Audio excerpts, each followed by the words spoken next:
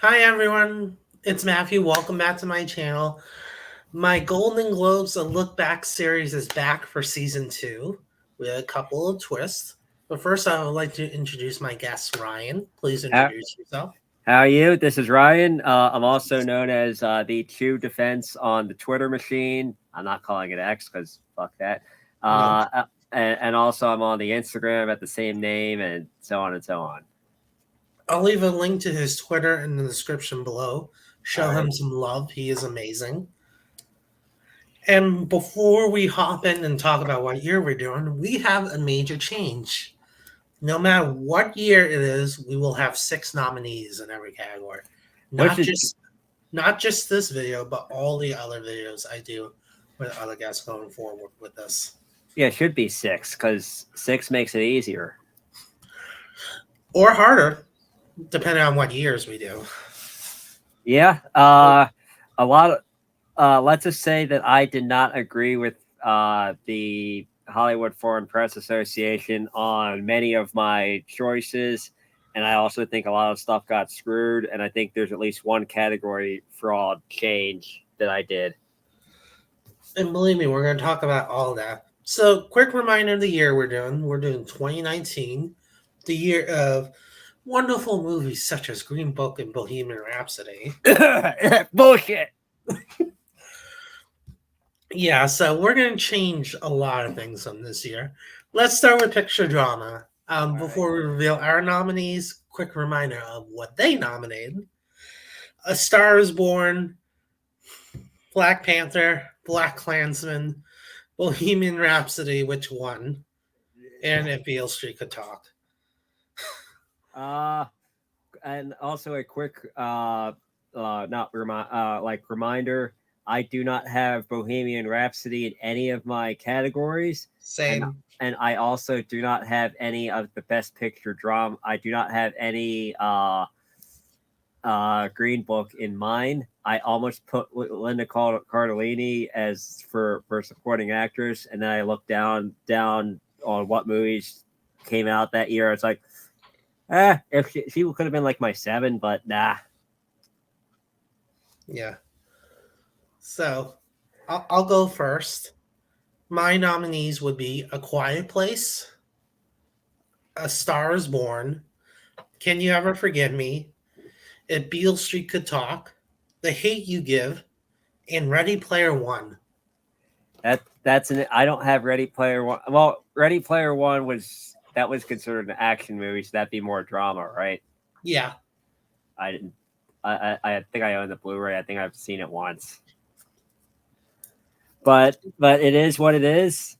My Best Picture drama. I don't have any ABC order, so whatever. I have Black Panther. I have Widows. I have Mandy, with the Nick Cage movie. Oh wow. Yeah. I have more Benson and Moorhead's The Endless. I have Paul Schrader's First Reformed, and I have You Were Never Really Here. Good list. Who would be your winner out of your list? Uh I'd go either Winners or First Reformed. Mine is A Star Is Born. I put that in musical or comedy because it's to me it's a musical. So I mean, How fitting. That's the next category. yeah. Also, if something like The Color Purple is considered is not considered a drama, then A Star Is Born is not a drama. It's That's very complicated. yeah. It's they're fucking weird. A few years ago, they put the movie Ray and Walk the Line in comedy musical. Also, if Ray is considered a musical, but everything is performed as is, then why isn't A Star Is Born a musical? No idea. It was considered the original remakes, the original versions of the movies was considered a musical or comedy. I don't I know. guess they thought less competition. Let's see. Let's Music. talk about No, go ahead. Quick reminder what they nominated: Crazy Rich Asians, The Favorite, Green Book, of course, Mary Poppins Returns, and Vice. Not the strongest of nominees. What I picked, I have A Star Is Born because it's a musical. I have Vox Lux in comedy or musical because it is technically a musical in my opinion. My roles. I have Deadpool 2. I have The Favorite. I have Anna and the Apocalypse. It's a musical. And Paddington 2, which came out in U.S. theaters in January of 2018. So I by count it that, as 2018, yeah. yeah, by that logic, there you go. All right, so my picture comedy are The Ballad of Buster Scruggs. I liked 2 segments of that movie. I like the first segment. I like the second segment. Me too, but I count that really good. Yeah. Crazy Rich Asians, 8th Grade, The Favorite, Game Night, and Sorry to Bother You. My winner is Sorry to Bother You, by the way. And I fucking forgot about that movie. Oh, you're gonna see a lot of my nominations. I'm just gonna say that. Let me see. Fuck it, I'll make a change. I am making a change.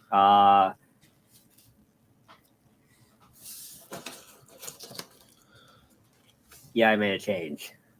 What did you change? Actor in a comedy. Okay.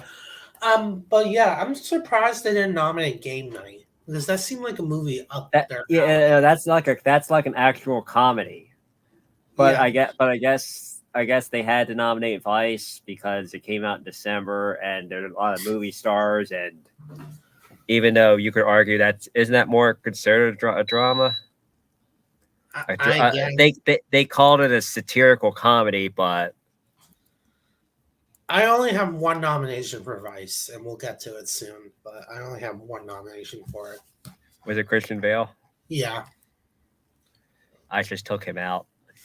He's not winning my category. I can state that for the record. That's always a good thing. Also, your phone keeps dinging. I know.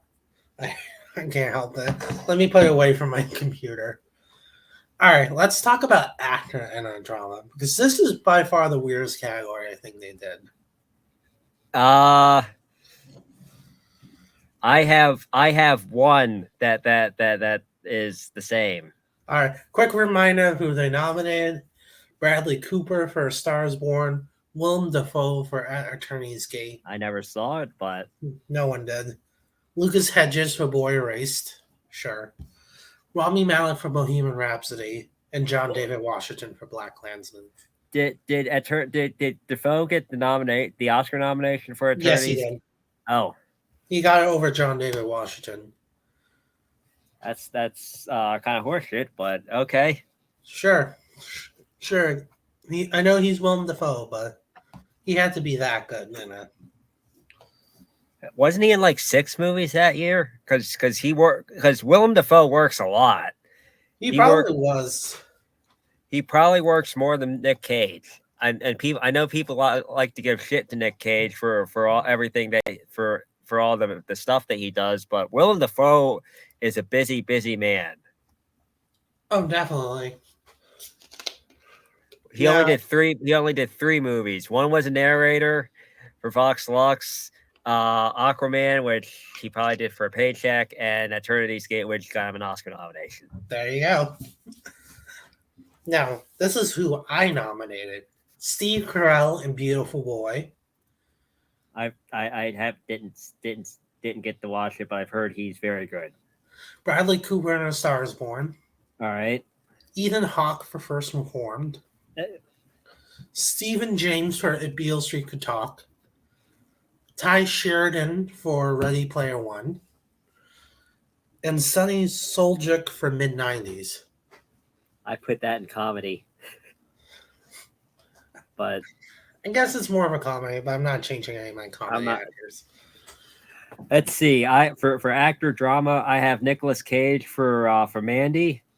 I've got Ethan Hawke for First Reformed, Chadwick Boseman for Black Panther, Joaquin Phoenix for You Were Never Ever Really Here, and Matt Dillon for The House That Jack Built.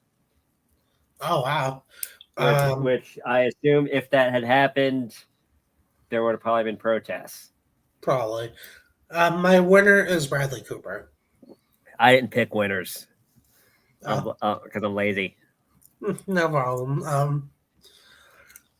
Best actress drama. Another interesting category. Yeah, very lackluster winner.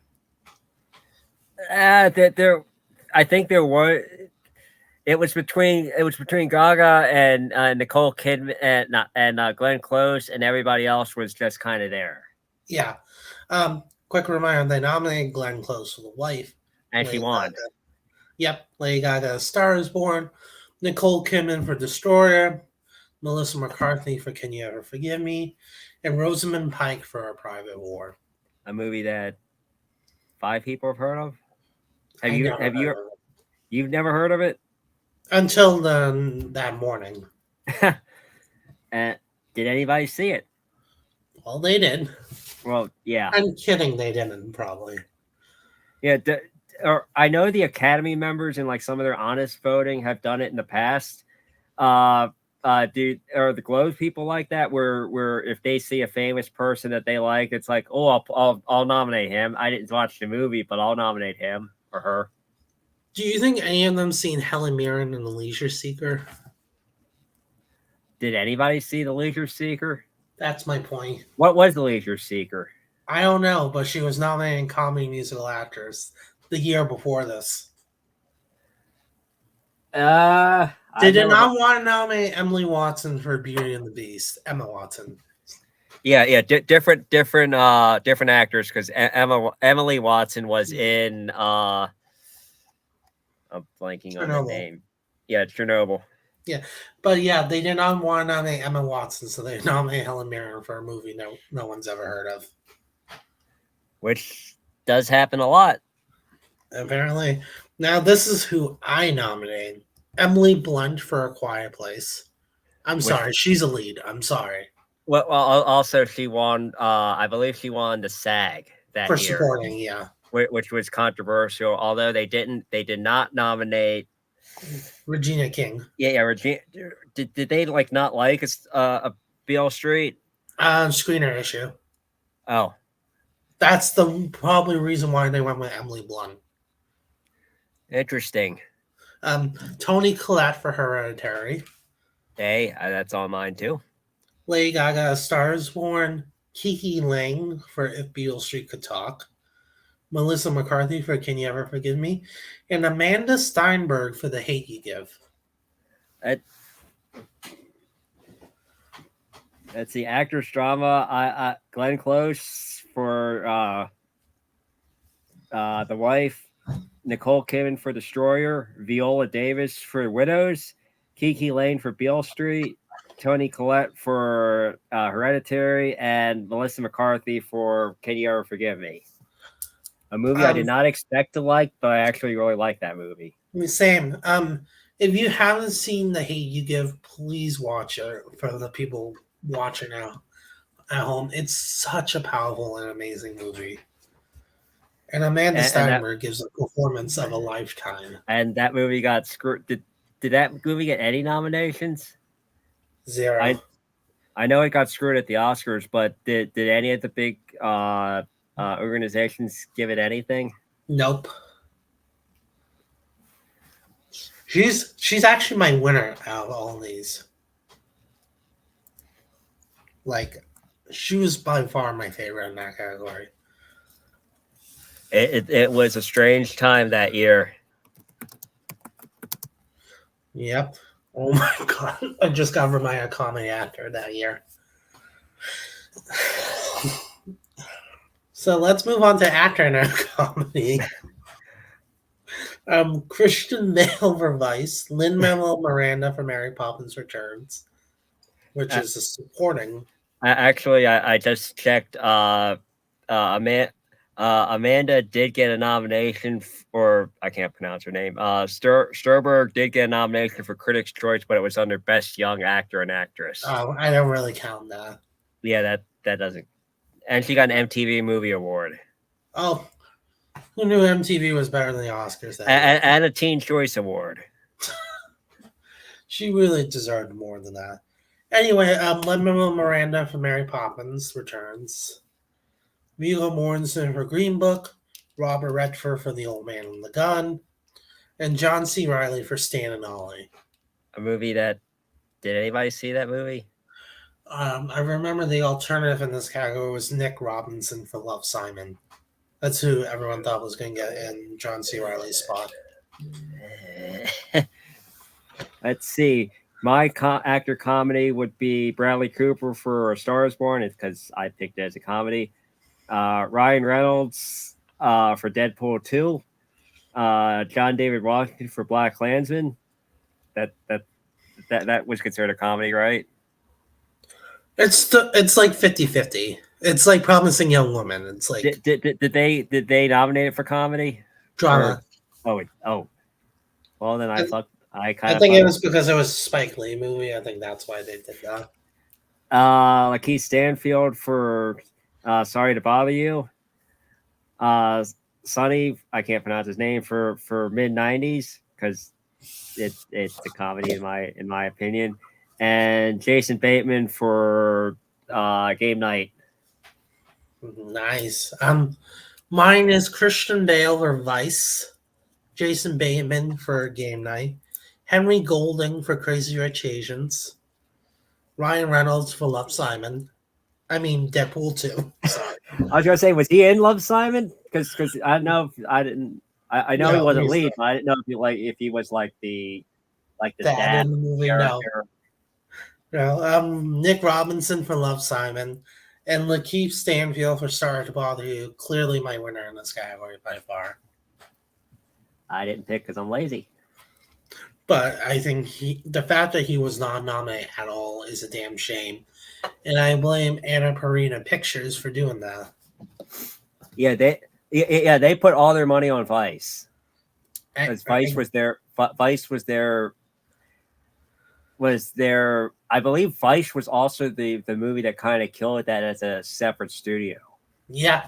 Because it cost a lot of money. I think it did okay in the U.S. and kind of bombed overseas because it's a U.S. issue. Yeah, and nobody wanted to see a comedy about Dick Cheney. No, they spent, I think it was $80 million on it, something like that. I thought it was 60, but 80 could have been like with marketing and. Yeah, Christian, I think it was 80 with marketing. Yeah. When we get the supporting actor, that Sam Rockwell is one of the most baffling nominations of all time, and he got an Oscar nomination too, if I remember correctly. You're right, because he had won the previous year, and I guess they liked him, even though he's basically doing a Will Ferrell impression. Yeah, basically he's doing a Saturday Night Live impression. Yeah, if he was the guest host and W was in the news, I think he would have done that. Oh, definitely. No, that's the grab.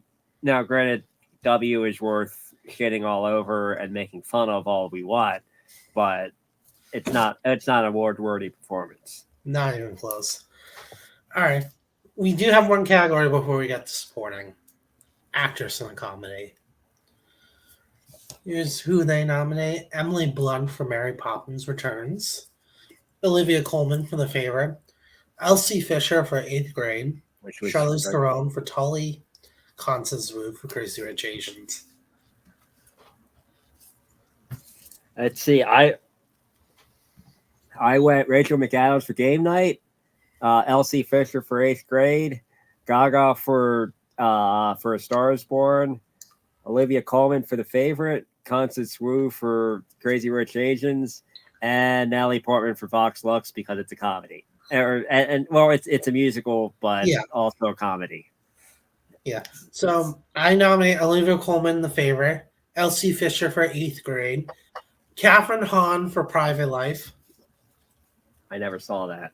It's a movie she did with Paul Giamatti. It was very funny. It's kind of small. I associate her, if anything, with WandaVision. Agatha all along. Yeah, of course. Lily James from Mamma Mia. Here we go again. Rachel McAdams for Game Night, and Constance Wu for Crazy Rich Asians. I went with Olivia Colman. I think this is one of the few categories they got right that night. What else was nominated that year? Emily Blunt for Mary Poppins. Elsie Fisher for Eighth Grade. Charlize Theron for Tully, and Constance Wu. I think Charlize was number 7 for me because I really, really liked Tully, even though I don't think I nominated her for anything. No. Whatever you want to call them. Yeah. All right, let's move on to supporting actor, which could have been one of the most exciting category in both nominations and winners, but nope. A quick reminder who they nominated: Mahershala Ali for Green Book, Timothy Chalamet for Beautiful Boy, Adam Driver for Black Klansman, Richard E. Grant for Can You Ever Forgive Me, and of course Sam Rockwell for Vice. Which is baffling. Still to this day, I don't understand it, but whatever. They like their movie. They like their movie. This is when the Golden Globes were also known for star fucking. Yeah, where it's basically they want the big movie stars, and he had just won the year before. exactly. Mine is completely different. I do have 2 overlap. Mine are Timothy Chalamet for Beautiful Boy, Sam Elliott for A Star Is Born, Richard E. Grant for Can You Ever Forgive Me. Sam Elliott did rightfully get the Oscar nomination. Thank God. Ben Mendelsohn for Ready Player One. Tim Blake Nelson for The Ballad of Buster Scruggs. I was debating on doing that because that was the only that and the second segment were the only ones I liked, but nonetheless. And Stephen Young for Sorry to Bother You. Oh yeah, he was in that movie. Yeah. Because I have him, but for a different movie. Timothy Chalamet should have won. I'm sorry, Mahershala Ali's role was boring. I know the Globes did it to make up to him because they didn't give it to him for Moonlight. They didn't? They gave it to Aaron Taylor Johnson for Nocturnal Animals. Are you fucking kidding me? No, well, you can look it up if you don't believe me. I remember Aaron Taylor Johnson winning, but It was the Globes. But Jesus Christ! Well, like Mahershala was like the front runner that year. Yeah. Even though he only has like 20 minutes of screen time. He's got like 2 big speeches, but they were all fantastic.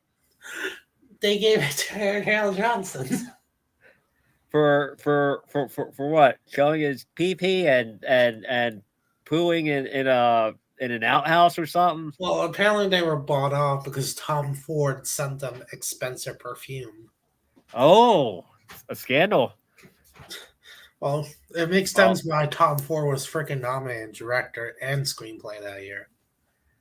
And did Nocturnal Animals get any Oscar nominations besides, I think, screenplay? Michael Shannon was the only nomination.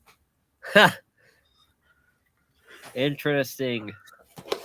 Who do you have in supporting actor? I have 1 overlap. I have Hugh Grant for Paddington 2. Nice. Hams it up and is fucking great. Gabriel Byrne for Hereditary. Nice. Richard E. Grant for Can You Ever Forgive Me? Michael B. Jordan for Black Panther. Black Panther. I almost Black did Panther. Sam Elliott for A Star Is Born, and Stephen Yeun for Burning. Oh yeah, which is an excellent movie. If we had done international feature, I would have put Burning in there. I probably would have too. But yeah, they had the opportunity to make this category so exciting, and nope. Now let's do supporting actress. Let's see. I'm trying to think. I have one overlap. I have three. Um, Quick reminder who they nominate: Amy Adams for Vice, sure, for her big hair, I guess. Claire Foy for First Man, Regina King for Beale Street Could Talk, and both Emma Stone and Rachel Weisz for The Favorite. I only have one. Or wait a minute. One. I have three. Shit. I don't have it. For sure. I thought I had put. I think I had put Emma in there, and I think took her out. Now I want to know your list. We'll start with yours first. All right. I have Regina King for Beale Street. Yep. I can't pronounce her name, but the main maid in Roma, I consider that as Yarita Aparicio. Yeah, thank you. I consider anybody in Roma more supporting than lead. It's an ensemble piece. It's definitely an ensemble piece. Michelle Yeoh for Crazy Rich Asians. Nice. Blake Lively for A Simple Favor. Oh, that's right. I forgot about that movie. Which to me, that's supporting. Tilda Swinton for Suspiria. And Rafe Cassidy for Vox Lux.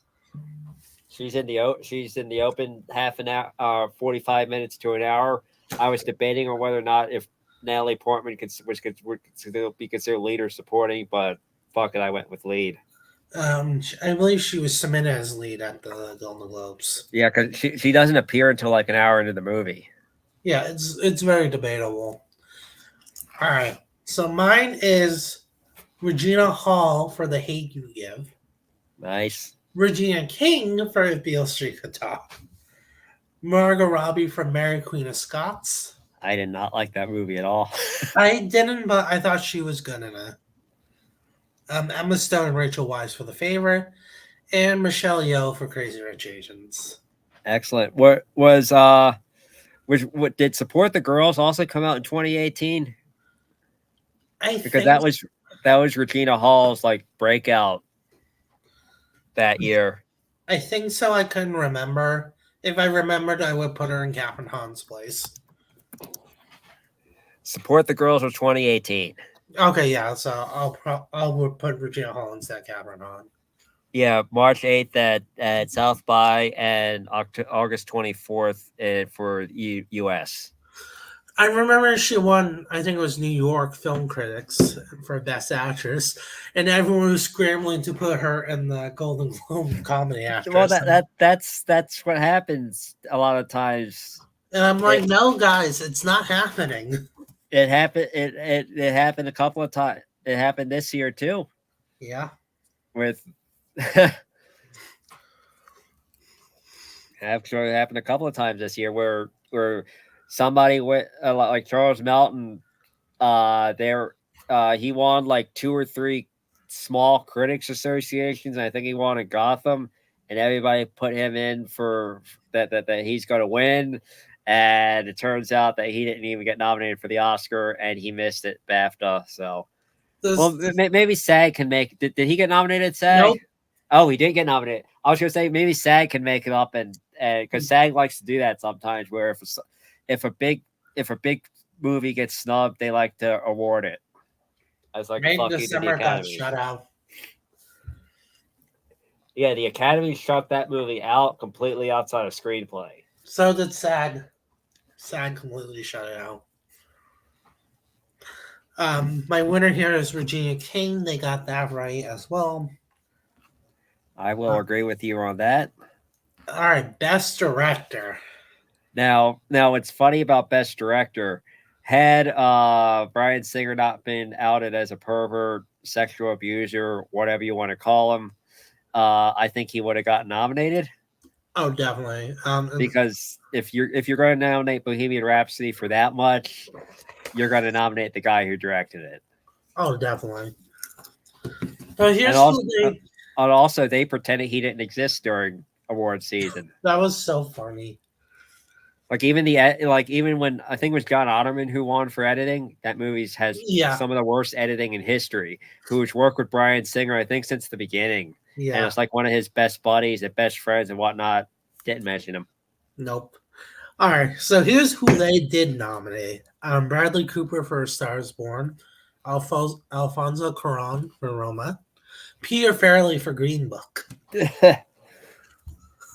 Spike Lee for Black Klansman, and Adam McKay for Vice. Yeah. What a wonderful list. I have one overlap. And also, I have. Did Yorgos get nominated? No. Really? I have People were two. expecting him. I think Yorgos got the Oscar nomination. Yeah, he did. He got the important one. Yeah, that's not a good lineup at all. No. Here's my lineup. Hopefully it's better. Bradley Cooper for A Star Is Born, Marlene Heller for Can You Ever Forgive Me, Barry Jenkins for Beale Street Could Talk, Yorgos Lanthimos for The Favorite, Boots Riley for Sorry to Bother You, and Steven Spielberg for Ready Player One. I think Ready Player One has your most nominations. I'll reveal it at the end which one does. I didn't count. But mine is surprising what's number one. For director, I have Steve McQueen for Widows. I have Spike Lee for Black Klansman. I've got Paul Schrader for First Reformed. Thank you. I got Yorgos for The Favorite. I have Ari Aster for Hereditary and Alfonso Cuarón for Roma. Nice list. We definitely did better. Yeah. And even though the Academy liked Cold War a lot, I did not. No, neither did I. It's very slow, and when it ends, it's like, okay. At least it was short.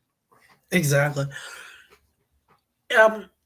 Green Book reminds me of The Holdovers a little bit. I'm like, that is not getting to Best Director at the Oscars. I'm like, Holdovers is not getting Best Director. Didn't Alexander Payne miss? He did. I was right. Well, also he was kind of outed as he apparently did stuff in the 80s. So, but he's still got a BAFTA and a DGA. And didn't it also get screenplay? Yeah, but he didn't write the screenplay, so I'm not. He didn't even produce the movie either. Yeah, most directors nowadays, if they have any clout, try their best to get producer credits.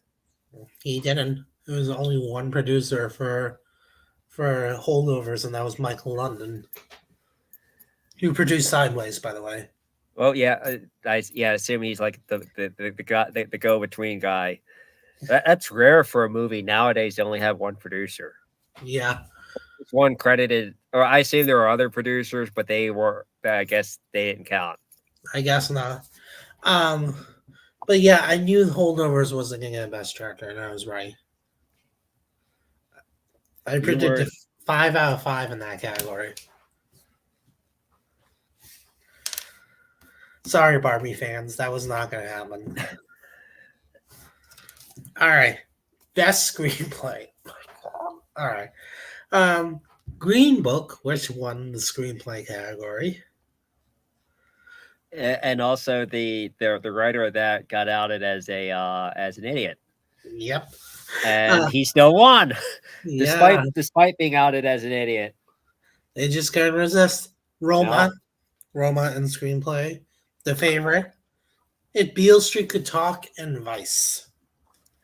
If I remember correctly, at the Oscars, Beale Street got 2 nominations. It got for Regina King and Screenplay or Picture? Screenplay.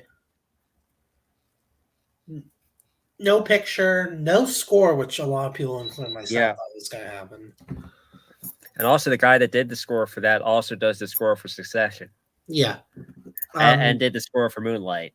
Yeah, when you get the score, you will see Nicholas Bertel nominated. I'll just state that. But who do you have in Screenplay? Screenplay, I've got Paul Schrader for First Reformed. I've got The Favorite. I've got Black Klansman. I've got. I wrote Roma, Widows, and 8th Grade. Nice. I also have 8th Grade. I have The Ballad of Buster Scruggs. Even though Can it's only you got 2 good segments. can you ever? But man, those 2 segments really is Yeah. written. Um, can you ever forgive me? 8th grade, The Favorite, If Beale Could Talk, and Sorry to Bother You. I had Sorry to Bother You winning screenplay. Did that movie get any love during awards season? Goose Egg. Maybe some Independent Spirit Awards, but in terms of major predecessors, nothing.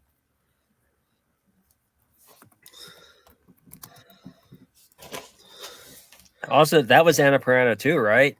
Yeah.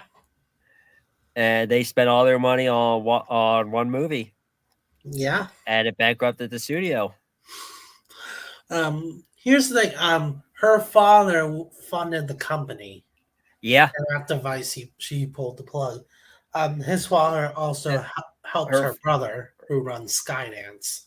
Yeah, I believe David Ellison runs Skydance. Yeah. Megan Ellison ran Annapurna. Did who's the father? Oh, God, I don't remember. I'm gonna look it up. Actually, no. Lakeith did get a nomination for Critics' Choice. Oh, he did. I don't even remember. And it got nominated for Best Comedy. Okay, thank God. At least Critics' Choice. And it got a DGA for First Feature. Okay. Her father is Larry Ellison. Ah. But yeah, I think Annapurna does video games now. Yep. I think they're. Do they do film distribution anymore? I don't think so. But yeah, they had a solid run for a while. Yeah. They also did Destroyer, if I remember correctly. They did Her, Zero Dark 30, and American Hustle too. And Spring Breakers. Yep, of course. And didn't they do Foxcatcher? Yeah, they did. Or co-productions, because I think Sony Classic did. Oh, they did Nomura. I thought Blue Sky did Nomura, or was it a co-production? Co-production. Because if I remember correctly, Blue Sky it was like 80 to 90% done, and then the Disney merger happened with Fox, and Disney didn't see any value in it, and they dumped it, and then Netflix picked it up. Yeah, but it looks like they work with a bunch of other studios now. They no longer do solo. Like they did Bombshell with Lionsgate. They did Bombshell with Lionsgate, yeah. And they did She Said with Universal. So that's what they do now. Which is probably what they should have done in the first place, but that's besides the point. For some reason, I thought She Said was a Focus movie, but I guess it was Universal. Yeah, it says Universal on it. It doesn't say Focus. Or in other words, they didn't take it to the indie label.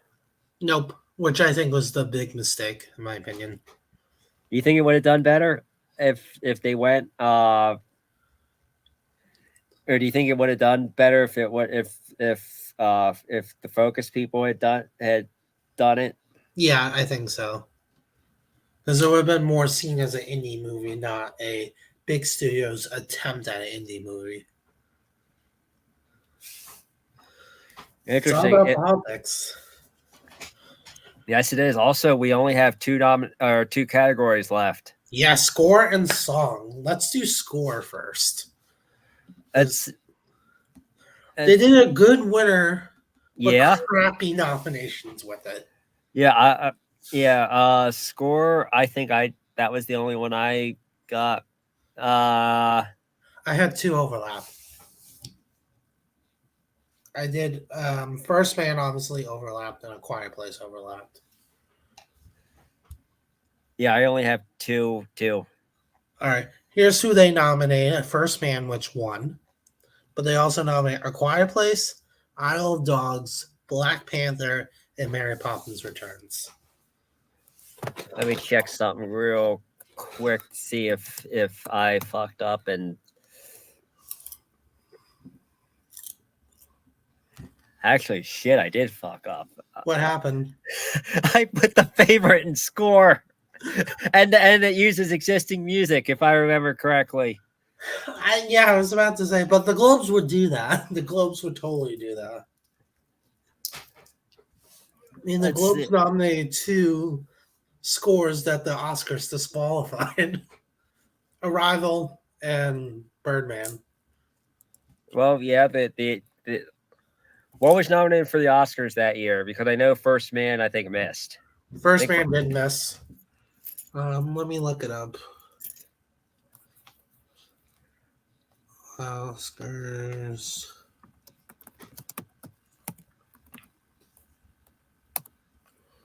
Hang on, almost there. Let's see. Good Lord, there are a lot of Oscar not years. You Yeah. have to really, really, really scroll. Let's All see. right, I found the year. Just give me a second to get to. I got it. Score. Let's. Actually, Beale Street did get in at the Oscars. Oh, okay. I couldn't remember. But Black Klansman, I don't even remember the score on Black Klansman. I don't either. And Black Panther, which won. If Beale Street Could Talk, Isle of Dogs, and Mary Poppins Returns.